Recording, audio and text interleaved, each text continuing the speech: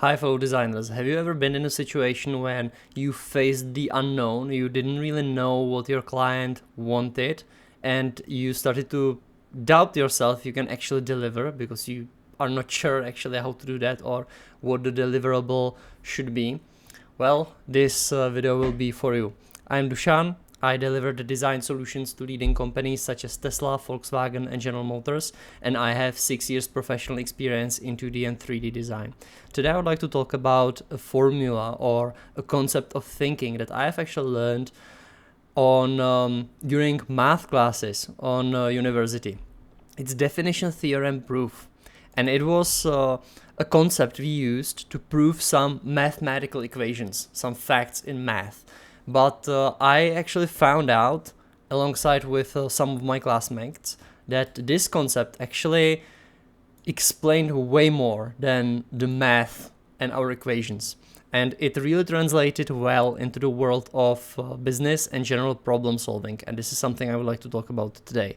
So whenever I face some issue and I am like in this state where I'm not sure what to do, or I have the anxiousness, I feel anxious because I do not know which way to go or what to do with the current problem. The first step is definition.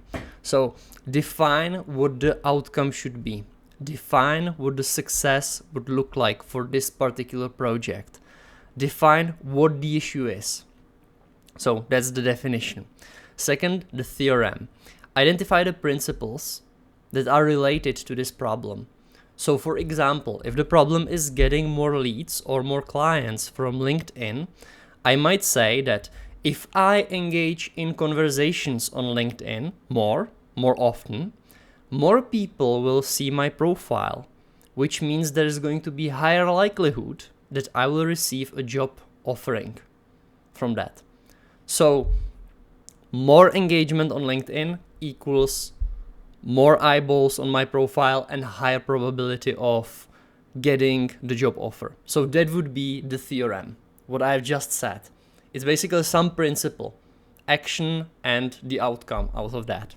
And in this case, if the problem was I want to find a job offer or some kind of project on LinkedIn, that theorem of engaging in posts would apply to my situation. And you can have many of them, as you can imagine. And the last step, get to the intended result using those principles. So you will either get, after doing some volume of work, you will either get the outcome you wanted, or you will disprove your theorem, because your theorem might be wrong in some cases. And you might have heard this way of thinking from, I know that, for example, Elon Musk and a lot of people nowadays are talking about first principles. This is very similar to that, but first principles are really low-based rules. So for example, headhunters cannot evaluate profile they didn't see. So they need to see you first to evaluate you. That would be the first principle. So it's first principle means you cannot really disprove that. It's the base truth. But we don't usually operate in these very basic truths because it's very complex. When you're doing complex problems, you need to use theorems, which is, let's say, what is actually the theorem? It's a conclusion that you can get to through logically connecting some first based principles. So if you take those, let's say 1 + 1 = 2, so if you have multiple of these first principles, you can then build it up and say, okay, this equation, this form of equation can equal to this form. Or let's say if you post more, you will get more attention. As simple as that. So that's the theorem. It's basically taking those principles and stacking them up into a higher level. So how does that apply?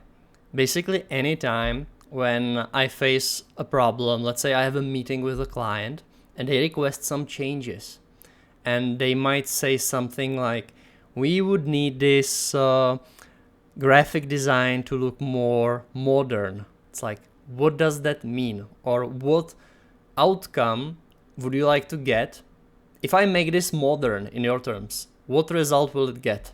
What are we actually, what is the result that we are actually seeking with these words?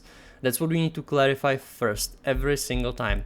Recently, I had, actually it was few days ago, I had this question in my designer group. The link is in the description.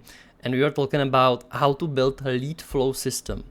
And I have the idea about what it is, but from my experience, a lot of people, it's very often that people have a difference in definitions. They mean something else than you might mean with these words. So that was a perfect example of this way of thinking. Very first thing, we need to get clear on our definitions of words. Then we can write down like what are the things that we have learned from university, from experience, from books, whatever, like list them down, and then figure out what are the actions that need to be taken in order to get the result. And after getting sufficient enough of volume, you will either get what you wanted or you will disprove the theorems that you used. And I really like this way of thinking because it gets clarity to everything.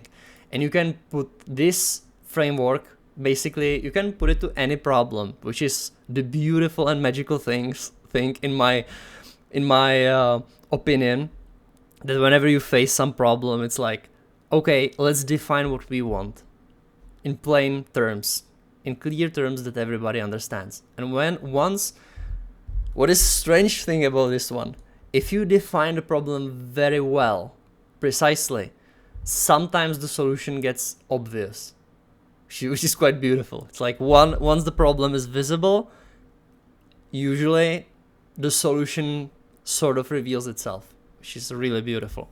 And if you like if you would like to have more conversations like these about design and business, feel free to join our designer group. There are professional designers talking about this stuff, solving their design issues, trying to figure out how to get more clients and how to make more money from that and improve their way of designing.